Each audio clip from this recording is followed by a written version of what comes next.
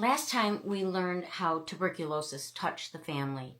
Now in Chapter 11, the Depression years, we step back into the struggles of 1929 and the hardships that followed. Chapter 11, Depression years.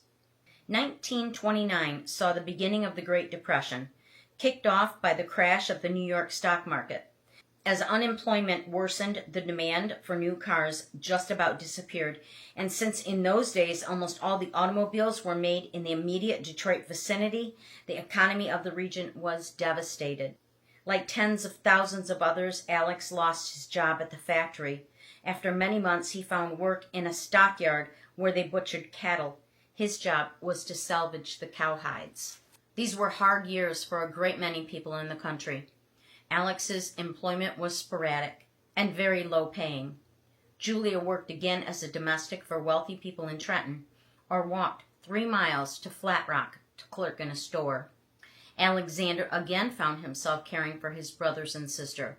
Julia also spent more long hours making noodles, which Alexander would peddle in Flat Rock.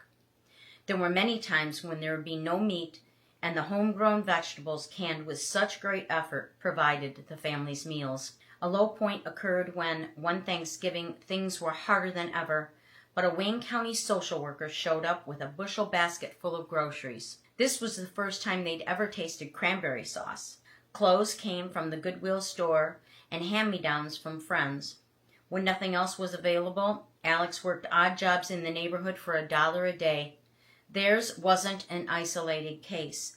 All across the country, people were suffering from abject poverty. But the Depression still deepened. In November 1932, Franklin Delano Roosevelt was elected president. He took immediate action. When he assumed office on March 4, 1933, he closed the banks and made a 50% devaluation in currency. This was a tremendous additional hardship for people not being able to go to the bank for about a week, but the economy stabilized and people began to gain confidence in the future.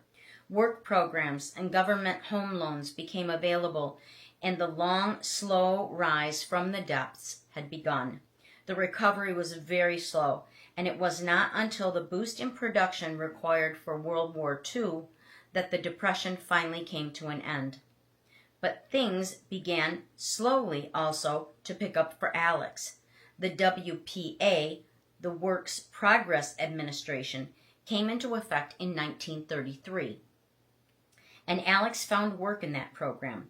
He was in a crew which worked outdoors along country roads, finding and eliminating poison ivy and barberry bushes. These later harbored a disease called smut, which was devastating to wheat, and the government wanted to eliminate it in all rural areas. The pay was very low, but steady, and was greatly appreciated by Alex and Julia. He credited Franklin Roosevelt with being his savior, and he thought so until the day he died. Christmas during these Depression years were somber affairs. The children gathered evergreen branches discarded by a better-off neighbor and tied them to a bare sapling brought in from the woods to make a Christmas tree. On this pretend tree, they would hang whatever baubles they could find. In better years, they had strings of figs, a Hungarian tradition.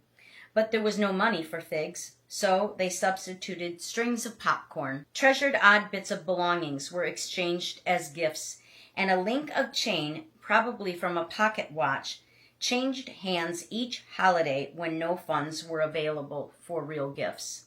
It was a special year when money was available to celebrate the season with the traditional Hungarian duck dinner. Alex taught them to sing in Hungarian, "Little Jesus, how I love you." Even in poverty, the spirit of Christmas lived on.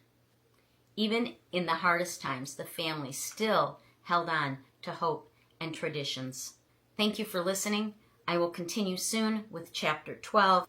I encourage you to like, share, and follow.